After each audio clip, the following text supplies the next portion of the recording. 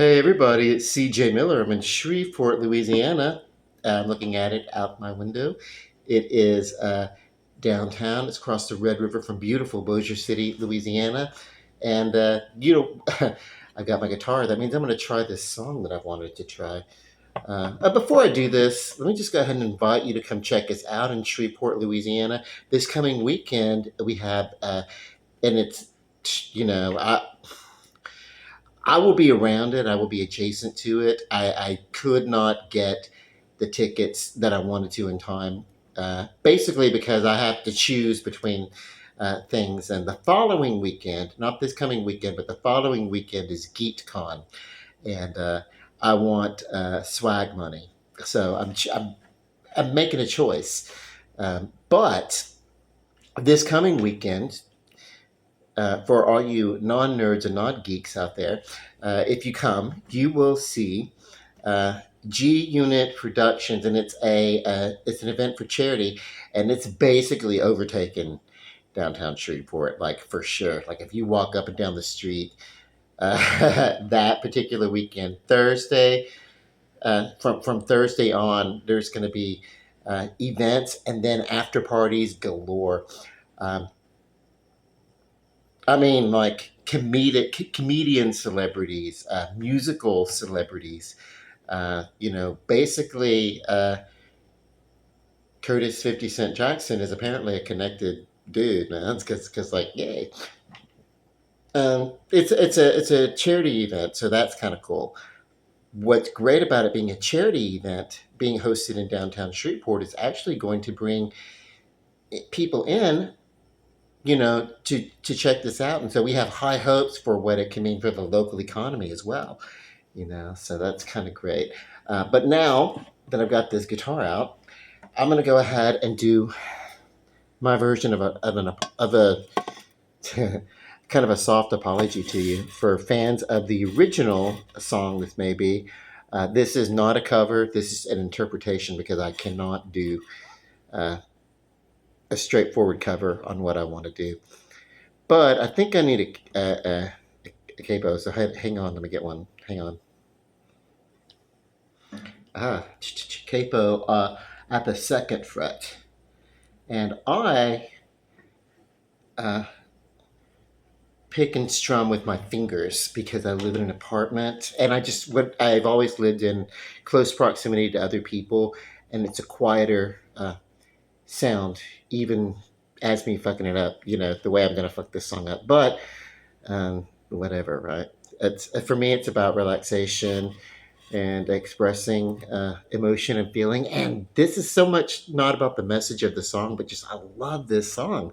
I don't know. And Dua Lipa, I believe, is that right? The artist, the original, yeah, Dua Lipa, if I'm not saying it right. But the song is uh, "Love Again." So that's kind of cool. I think it's neat, but it's all about these chords and the way they came together, and it's a dance tune, like a club tune. My version, because it's an acoustic, will not be. I never thought that I would find a way out. I never thought I'd hear my heartbeat so loud. I can't believe there's something left in this chest anymore. But goddamn, you got me in love again.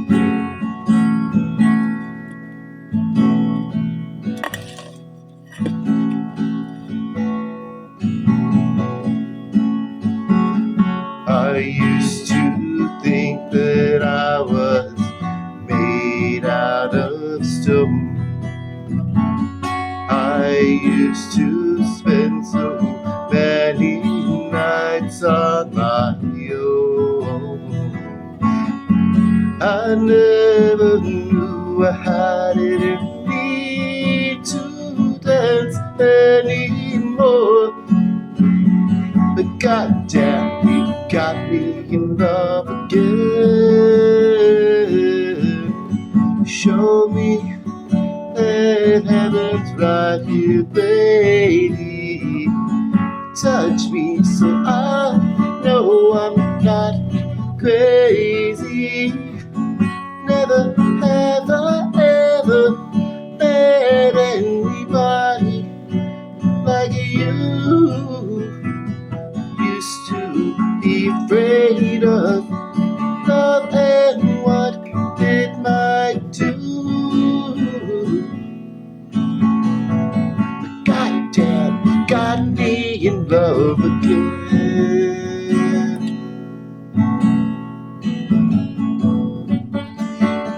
Got me in love again.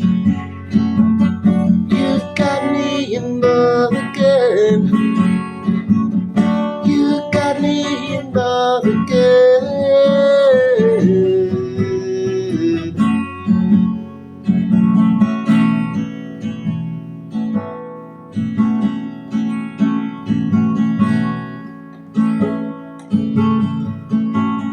So many nights my tears fell harder than rain. Scared I would take my broken heart to the grave. I'd rather die than have you live in a storm like before. Goddamn, you got me in love again.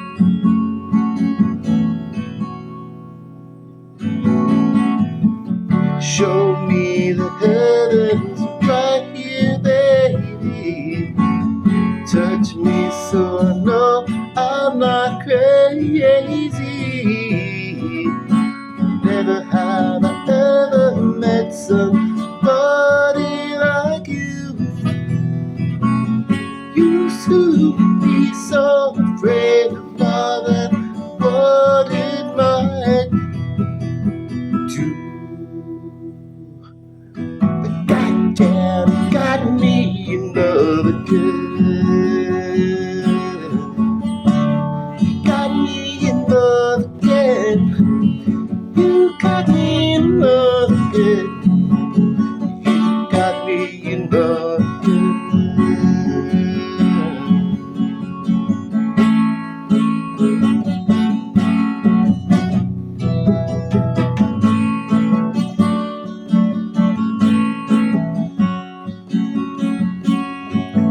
Show me that heaven's right here waiting, baby. Touch me so know that I'm not crazy. Never have I ever met somebody like you. Used to be afraid of love and what it might do. Goddamn, you got me in love again. Got me in love again. Got me in love again. Got me in love again. Goddamn, got me in love again. Got me in love again. You got me in love again.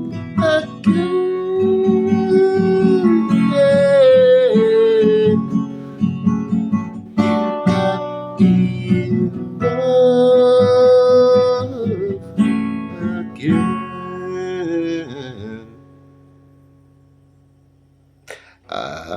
So, God, that sucks. I wonder what it would be like if I actually were good. I mean, like I'm good to me. I mean, the most tone deaf person is like sounds good to themselves when they're singing to their self. I should say themself, himself, herself, whatever. I'm a him, by the way. Sometimes my mannerisms are questionable, but no, I'm not gender fluid. Yeah. I was talking to my clinician today. It was a virtual with my doctor, like a virtual call, and they, I'm going to ask you some questions, and I guess it was just for their, I don't know, but they were asking questions, and they were like, "So, do you identify as?" But I'd like, "No, I'm a male. I'm a guy, And then she was like, "Are you uh, gay, straight?" I was like, "No, I'm gay. I'm just your old fashioned gay guy. The old fashioned, where it was like, you know, you know." But before we branched off into all the variants, we had a good chuckle about that. Like, I'm just your old fashioned gay guy, but it was funny. It was because you do have to like when I appreciate that because there are so many different people that just want to find their place in the world, and I remember what that was like as a teenager growing up, and we had no dialogue um, about this. If you're not my age, maybe a little bit younger, but certainly if you're not from my generation, uh, especially from the South. I mean, today, even though it's still tough, and I know that it is, you can have an open conversation about this, and it's uncomfortable sometimes, and yeah, people have to come to their understanding. The people that you love that may have been brought up with certain ideas, and you know bigotries that even they don't realize are bigotries, or that's bigotry or whatever. you know uh, Hopefully it's better now, but I can tell you that in the 70s and 80s in the South, to even consider as a child to talk about this would have been a one-way ticket to conversion camp. And I was aware of those things, and I did not talk about it, and I did not mention it or talk about it until I knew that it was safe. Even, so I was in my very early 20s. And when I did decide to really, just because people I kind of creaked the door open little bits. I wore some eccentricity, uh, but when I really just really stuck it out, when I made a commitment to myself to, hey, this is me, and I spoke to the people that were most important to me. It's like, this is me, and if you do love me, even if you don't understand, and in that understanding there's some disapproval and whatever, if you whatever, it doesn't matter. I will forgive you that as long as you raise up off of me and let a grown man do what he's got to do. You know what I mean? Like, and that was the kind of conversation that I had to have, especially with my mother, who's no longer with us. But she was the one, I think, that took it the hardest, because she was a very devout, fundamental Baptist, um, and she started working as a sometimes not single, but sometimes a single mother, because my parents were on again, off again. But when in 1981, she started a job, and that job kept her working uh, on Sundays, on Thursdays. It just Mondays. Anytime the church was open, this job kept her working, and so she hardly ever really could be at church, except for on that rare occasion when she had it off. But most of the time she couldn't. But she never let go of her fundamental background. And fundamental Baptist is kind of like, hey, it says what it says, and this is what it is, and there's not really, and it's like, which I don't get now as an adult, because biblically, uh, even in the Gospels, just about everything that Jesus said or told to his disciples was told by parable, and it's by his example that we know, hey, the Bible is a parable for certain moralities, and there is room to understand. Maybe it's not a literal, like an entire literal thing. That's for me. That's my understanding. What? Why does? Why? Because certainly, you know, the timeline of the history. That's got to be allegory. Uh, you know. in the Old Testament, 40 days and 40. But this is not a talk about uh, religion or anything like that. This is not even to talk about anything. How did I get on this topic? Oh well. Um, it does not matter. Music is fun. Music will set me off, and I'll make these little videos, and I'll start talking, and then I'll end up talking about things that maybe I didn't know that I needed to talk about. But oh yeah, I was talking about somehow I started talking. Oh, I was talking about my day. I guess whatever. It was a productive day. I had a medical call, and she asked me about all the stuff, and I'm like, yay! And I guess I was comparing to that today there's at least a professional and legal dialogue, even if it doesn't happen in the families. And so I hope that some local communities and local states and local counties and parishes, I hope that they get on board with letting people be who they are. And if there's any sort of guidance, let that happen in the home, um, but also provide communication and education to those people doing the guiding without telling people how to raise their kids. Maybe just give them the tools to do a good job. Basically, by getting rid of the prejudices and idiocracies, because I don't like to think of the kids that I grew up with, and some of them are not here because some of them, uh, I know some people that because I'm well traveled, and ones I don't know personally, I certainly have heard of. There are a lot of people who are not here because they could not hack the shame and the judgment that people tried to heap up on them. So they lost themselves either to drugs, and I nearly almost did uh, at some point, and then or to self harm, suicide. I don't want anyone, young people, to be faced with. Think about it like this: would you rather have your child grow up to be maybe not who you thought they were going to be, but you can love them anyway? Would you rather have them in your life as they grow up and have them be the best that they can be, even if they're different than your vision? Would you rather have that, or would you rather have them dead? Because sometimes that is the alternative, uh, you know.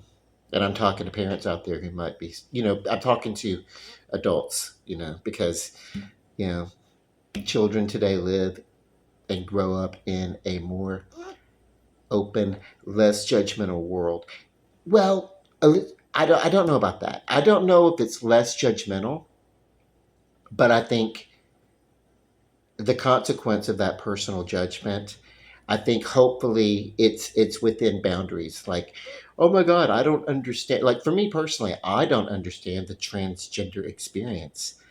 I don't understand it. I respect someone who's going through that, and I want to, it makes no. I don't get it. I really don't. Even as a gay man, I truly don't. But I would never judge somebody, look down, and persecute them for making the choices that they have to make to change who they are and stuff like that. But don't look to be, don't look at me for any sort of hookups or anything like that. I mean, I'll just, that's my own personal taste or lack of taste. Maybe I have no damn taste. I don't know. But I'm not. Yeah, but like I don't know. I love a lot of people platonically and with a human love in my heart, um, and I don't have to want to sleep with everybody in the world to disprove any ideas of bigotries or biases and everything. But at the same, so that's what I mean. We all have those choices, right? We are who we want to be if we're fortunate enough to live in a society that allows for that, and we can be with whom we want to be with today, hopefully without being uh, dragged behind a car, uh, strung up on a cross and lit on fire, or basically just beaten the head and until death, gay bash to death. Because I've heard a lot of that, and I've had people that I've known, people in my life who are not here, most likely because of gay bashings, or even worse, lack of education as far as like self agency, advocation, uh, sexual protection. People have become sick, you know, from not having proper education on how to protect themselves. From when you grow up with this stigma, and the first thing that happens, especially young and everything like that, but even sometimes people who come out later in life, when you finally cut loose and you find yourself, okay, finally, then sometimes there's a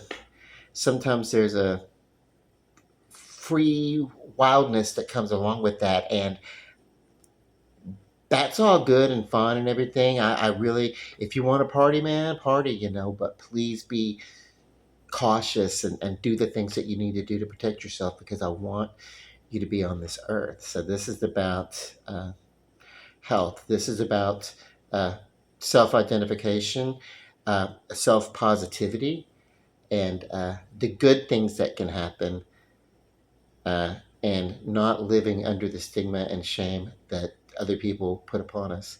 This is not something that I overly talk about on this channel, certainly not to this degree. I don't know. I guess sometimes it's on my mind. Um, I used to be, and it was more like I was serving out a public service obligation, but I got involved with education. It became a passion of mine. Uh, Adult sexual education, as far as like healthy practices and everything. But that was in the early '90s, and my information is I would say outdated as far as like prophylactic use, but you know. Uh, I would say don't just trust any random person who tells you that they are taking medical prophylactic, pre-exposure medication for to protect themselves from it. You can't just trust anyone that you don't know. If you're having a random encounter, please do uh, take precautions. And since this is a YouTube channel and open, I'm not going to get into the details of it. But if there's any, um, yeah, you know what? Just find out what you need to find out. Um, you know, sexual safety is very important. Uh, what what is protected in what ways, and it's not just about HIV. There's a whole bunch of other stuff out there that can really throw you off. And I'm not down on sex. I love sex. I don't have it that much anymore with other people, but okay, there you go. I'm gonna get off the topic. uh this song, let me go back to this song. Ah, damn, you got me in love again. So there we are. Yeah, I've already forgotten her name. Dua Lipa. I don't know.